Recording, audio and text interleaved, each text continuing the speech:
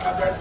May tanong kasi dito about showbiz. Baka we'd like to ask them to come over and ask. Bigyan mo sila ng space para makapasok. Ma'am, habang you're here pa ako, may tanong pa ako pahabol about ASEAN. Ay, ASEAN, sandali. Nandito na ba sila? Opo. Nandito na. Sorry, unahin mo na natin. Showbiz. Ano? Pwede na po. Okay. Unless may tanong pa sila. Ay, it's showbiz na sana. Showbiz. Parang nabanggit ko yung Laos kanina. Ay, Laos, na-mention na nga ho. ASEAN Summit. May sinabi ka centrality. Andun ng ating Pangulong Bongbong. Yes. Layunin natin makipagkaisa sa ating pagtungo sa Laos. May Yes. tinatawag tayo, ating Pangulo. Laos na ang bangayan. Laos na. Ipapuso natin ang damayan. Filipino style. Pwede ba? Basta, hindi talaga maayos yun. Okay. Yes. Ito nga tungkol yata sa... May tanong sa showbiz. Andiyan na ba yung showbiz editors? Para makapasok sila magtanong ng a few questions. Kasi yung taga-Reuters may tanong dito. Habang naghihintay tayo, makapasok sila. May tanong pa dito, ma'am. Ang dami nyo kasi ma'am alam, kaya alam ng mga media na they could ask your comments. Ay, ma'am, congratulations kayo din ng bill ng Self-Reliance Defense Posture Revitalization Act. Kayo pala ang nag-post ng SRDPRA Principal Author. Anong ibig sabihin nito na pinasa na? Anong epekto nito sa Mutual Defense Treaty natin with the US? Ayan ang pinakamagandang deterrence. Alam mo, self-defense. The best national defense is really self-reliance. That's the posture that we need to take. At alam naman natin sa ngayon, napakahina natin. Talagang kulang-kulang na natin kagamitan. Nagdedepende tayo sa iba't ibang bansa. At halos naglilimos na lang tayo ng second hand, third hand. Kawawa naman ang ating mga sundalo, pati sa armas at bala. Noong dekada 70, meron tayong defense manufacturing industry. We used to have, under my father, a very active defense industry capable of manufacturing M16 rifles, all our Jiffy Jeeps, all our mini cruisers that were designed for the army that ended up being exported all over the world. Tindi ng mga mini cruiser na benta rin commercially. Lahat kami yata sa panahon na yun natuto mag-drive dyan sa mini cruiser. Nag-export tayo ng Marcelo boats, patrol boats, cigarette boats. At that point in time, we were producing mortar barrels and we even had a missile program nakagawa ng bomb missile. So yung kakayahan nandyan, ang Pilipino marunong gumawa niyan, kaya natin. Kaya lang, pag pumunta ka sa Bataan, makita mo yung National Arsenal, maawa ka. At dekada 60 pa yung mga makinarya na ginagamit nila mula sa Japan, tulungan naman natin sila. Dapat importante to. Sinasabi nga mutual defense. Pero pag sinabing mutual, hindi naman pala equal. Kailangan mag-level up tayo para abutin natin yung mutual and equal. Thank you, Senator. Congratulations for upholding self-defense. Ay, may tanong yung estudyante ng UP Mascom. Yep. Ang professor nila, editor-in-chief ng Manila Standard, si Joyce, na summa cum laude during her time. Yes. Magandang umaga po, Senator Andy Barton, sir. Full name niya, Ako po si Gap Uliva mula sa UP Diliman College of Mass Communication. yes, mga Mascom students. Yung tanong ko po, for context, natakbulit sa pagka-Batangas Governor si Congresswoman Vilma Santos. At yung running mate niya, yung anak niya na si Lucky Luis Manzano. Habang ang isa pa niyang anak na si Ryan Recto ay tatakbo naman sa Kongreso sa 6th District ng Batangas. Nag-spark po ito ng issues on political dynasty. Ngayon yung tanong po namin, ano pong masasabi ninyo as someone coming from a very political family? Well, alam natin na talagang ganyan ang demokrasya sa ngayon. At kahit nandyan sa ating konstitusyon yung anti-dynasty provision, ang realidad, sa batas, iisang batas pa lamang ang naipasa na may anti-dynasty. At yun yung SK, Sangguniang Kabataan, na pinagbabawal. Naging problema nga kasi binabaliktad, masyadong maabilidad ng Pilipino, napabaliktad magre-resign kunyari yung tatay, yung nanay tatakbo, yung SK tatakbo rin. Ibig sabihin, wala siyang kamag-anak, nag-resign yung kapitan, ng tatay niya. Tapos nakakalusot. Kaya ang daming palusot, yan ang ating problema ngayon kung paano gagampanan yan. At lahat nga, tulad ng sinabi ko kanina, sa ating eleksyon ngayon, pwedeng tumakbo. Yung gusto nyo, samahan nyo. Yung ayaw natin, takbuhan natin sa malayo. Maraming salamat, Senator Amy. Siguro follow-up lang po doon. Parehas po ba yung stand ninyo dito? Gayong alam natin na sa Ilocos, tatakbo po ang anak ninyo na si Matthew Manotoc at ang tita niya na si Cecilia Araneta Marcos. At syempre, si Presidential son Sandro Marcos ay tatakbo for another term sa Congress. Oo, tama yun. That's correct. Oo. So, eto nga, ang problema natin, kung tutuusin sa aming pamilya, hirap na hirap talaga kami dahil maraming ayaw sa aming mga anak, hindi masyadong gusto yung dynasty, ayaw talaga sumunod sa politika, pero napipilitan. Parating napipilitan kaya nga, ang hirap din talaga. Kaya't eto nga, sana mabago ang ating isipan at iba naman ang pumasok sa politika. Pero Senator, may opinion ko, may good and bad dynasties. Not all dynasties are bad. Feeling ko lang, there are good and bad. Nakikita natin, yan ang dahilan, yan ang hulot-dulo kung bakit sa Amerika, sa US mismo, na sinasaad natin na modelo ng demokrasya, walang anti-dynasty law. Makikita ninyo yung Clinton, tuloy-tuloy, yung Kennedy, tuloy-tuloy, yung Bush, tuloy-tuloy, yung Cheney, tuloy-tuloy. Pagka, yun nga, ang sabi nila, ang demokrasya, hinahayaan ng lahat na tumakbo. Pero hindi naman mapagkakaila na talagang kung minsan matindi ang bentahan ng apelyido. To the point na miski yung may-ari ng apelyido na ayaw magpolitika, napipilitan pang tumakbo. It's a phenomenon. Ma'am, ito naman talaga kanina pa very parokyal tayo mag-isip Minsan yan ang problema sa atin Ma'am, nakikinig dito Reuters News Agency, Mr. Neil Jerome Morales, asking siya, showbiz question naman. Tanong niya, yung third part of your movie series of your family, anong plan ninyo for the movie series na about the Marcos family history?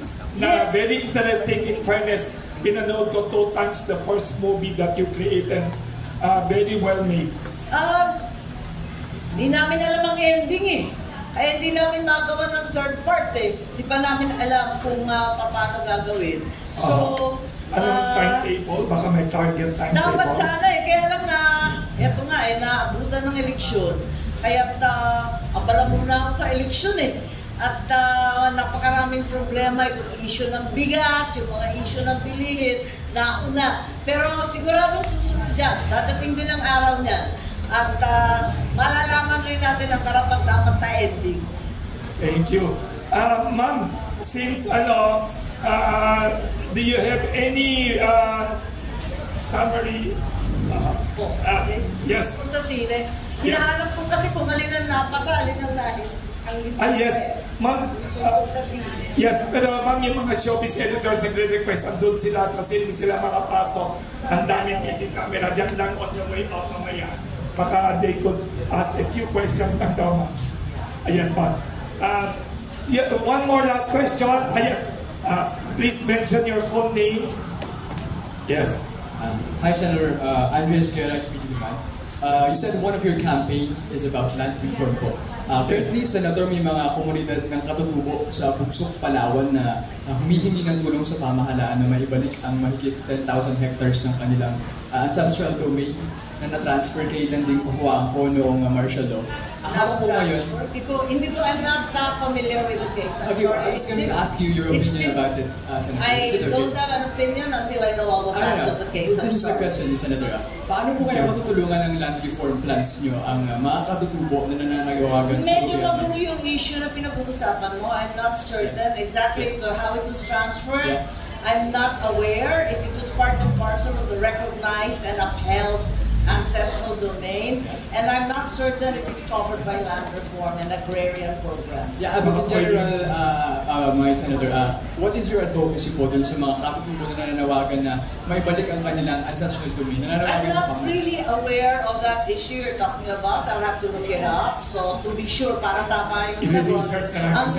Ang alam ko kasi, ang nangyari, halimbawa, yung familiar ako, kasi nag-hearing ako ng ilang beses, kasi I used to behold the cultural communities chair also during the last Congress, yung nangyari sa Kaliwa Dam, na yung ibang katutubo natin, na mga Ita, mga Dumagat, na nariyan sa Rizal at sa Quezon, na-displace dahil nga nagpatayo ng isang kalsada patungo sa dam, sa imbakan ng tubig. Ngayon, ang alam ko, at medyo nagkainitan na kami, pagka yung NCIP, kinakailangan magbigay muna ng clearance na maliwanag na yung mga katutubo hindi nag-object. So yun ang unang kinakailangan gawin. Parang nalaktawan yung proseso. Imbes na kausapin muna yung mga katutubo na hindi sila paalisin at bibigyan sila ng karampatang livelihood, kabuhayan, lupain kung saan magsasaka, bigla na lang ng bulldoze yung mga kontratista ng public works.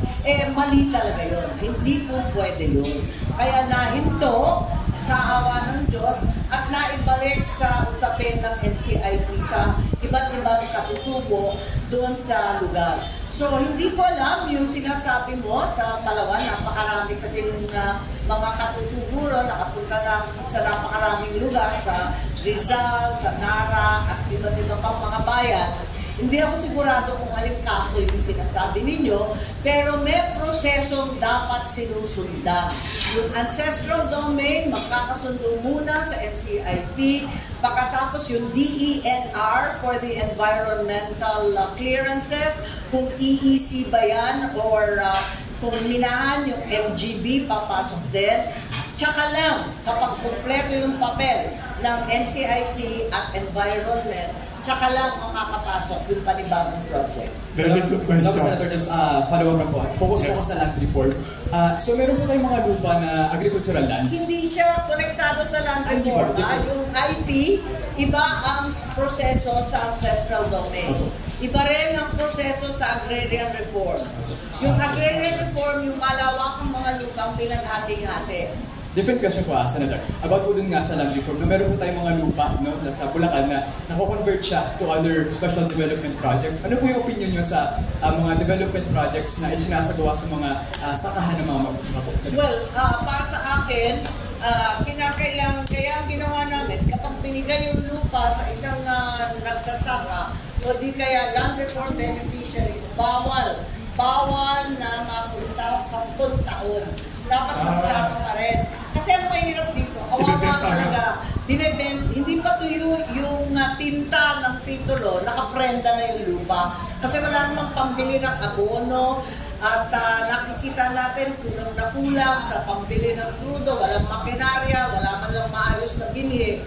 So yan ang problema. Isa yun na pinoproblema natin. Pero yung tanong mo, hindi naman land reform yun. Kasi hindi covered by and large, land reform, agrarian reform lands may or may not be irrigated. By and large, they're not irrigated.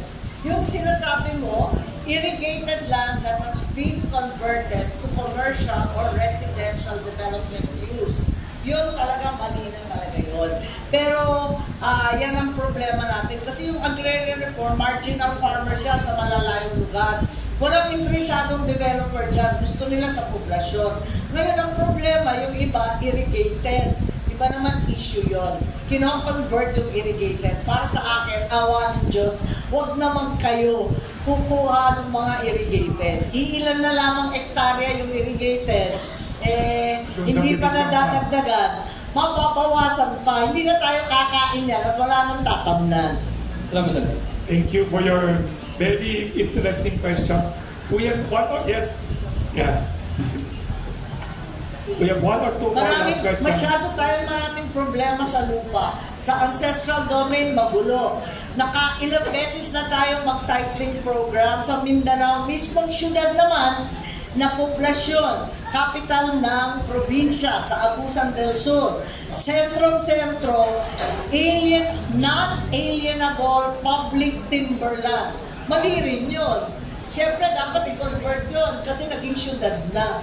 Pero, andun, timberland pa rin. May ibang lugar naman, tulad ng sinabi mo, irrigated, at talagang farmland, ginawa pang development.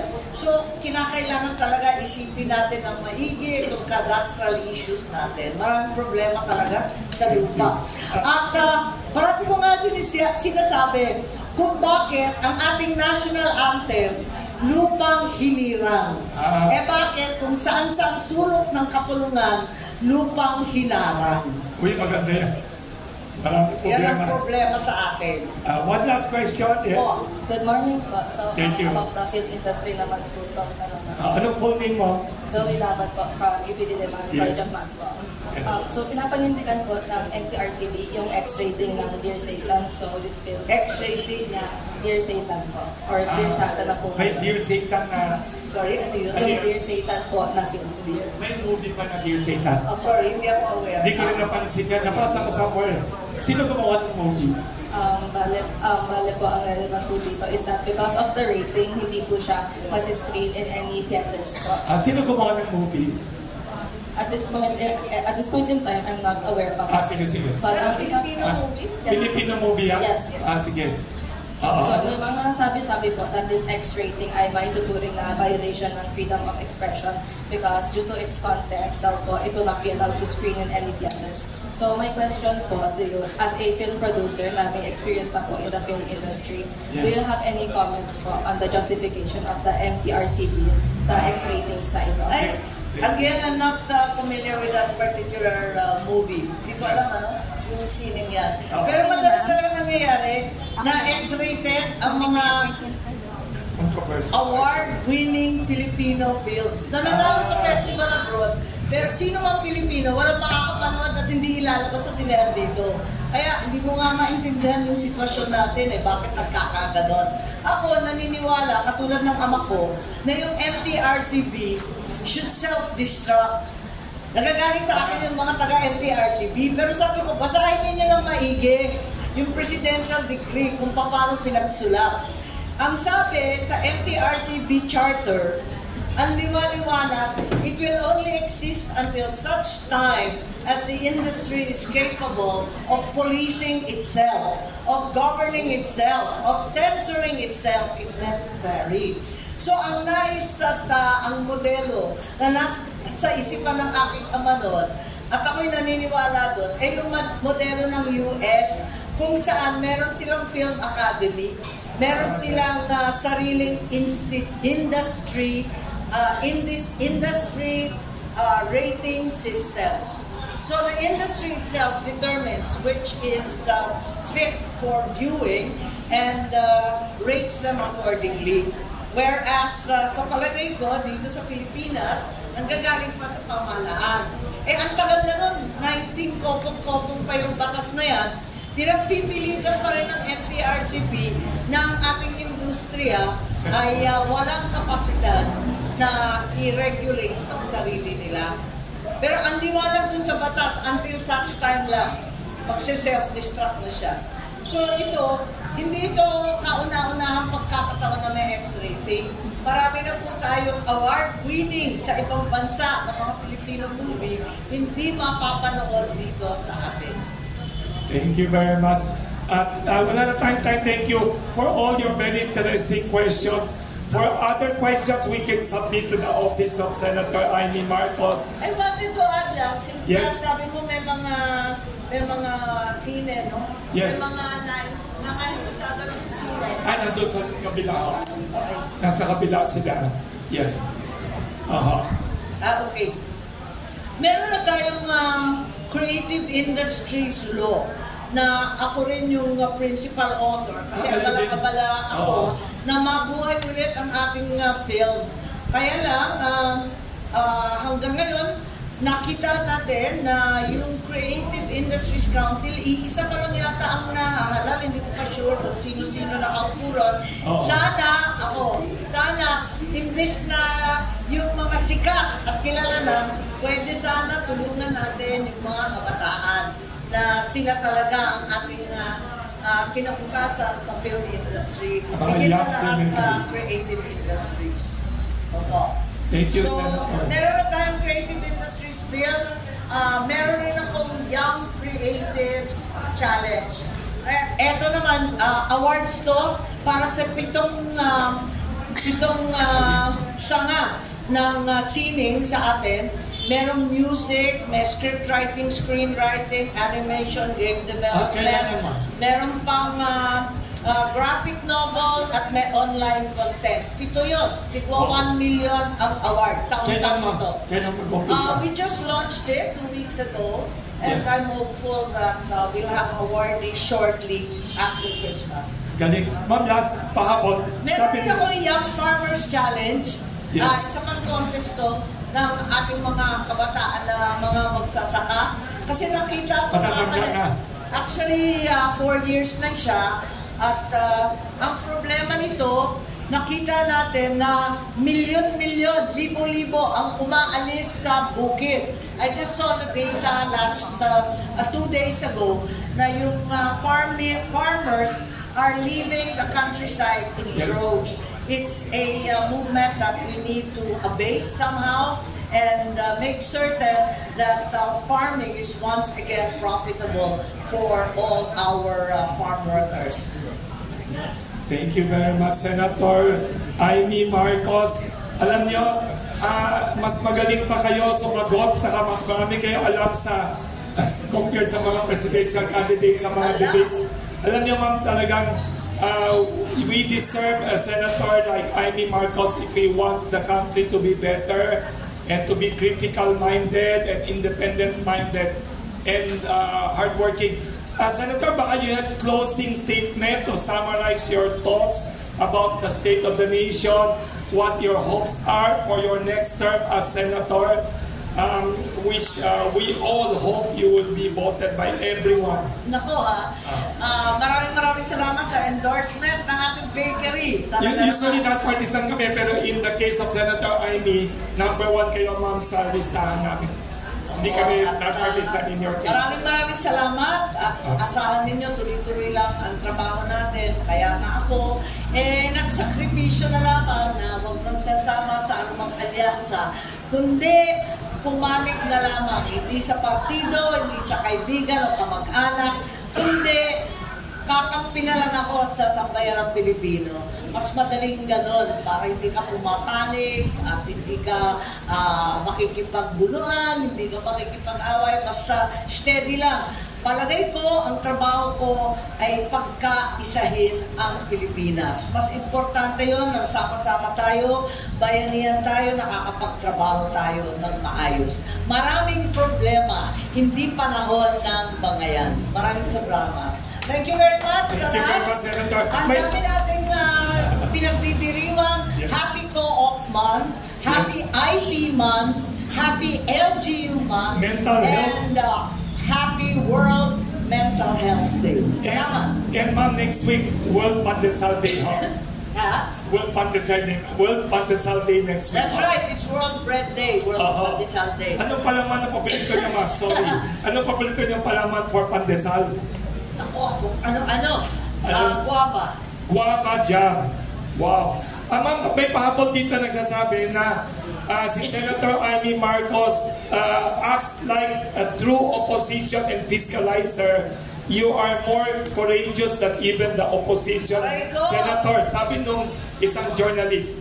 Siguro kaya siguro napipikon ako minsan sa akin, pero tiisin na lang ninyo ako, bata pa ako, ganito na ako Talagang yung tatay ko, Yes. gusto kasi naririnig lahat Ayaw na puro yes, ma'am. Ayaw niya yung oo ng oo, kaya kung minsan yung cabinet noon, nagkakasigawan. Kulang na lang magpupuntalan Pero ngayon, pag nakita mo yung cabinet, tahitahimik, puro sang-ayon, hindi maganda yun Mas gusto ko yung naririnig mo lahat ng panig. at sa bandang uli, maayos ang resulta. Thank you very much again, Senator Amy Marcos. Welcome again anytime, Mama. Ito, our simple gift sa inyo, Ma'am, is pandesal by our panaderos.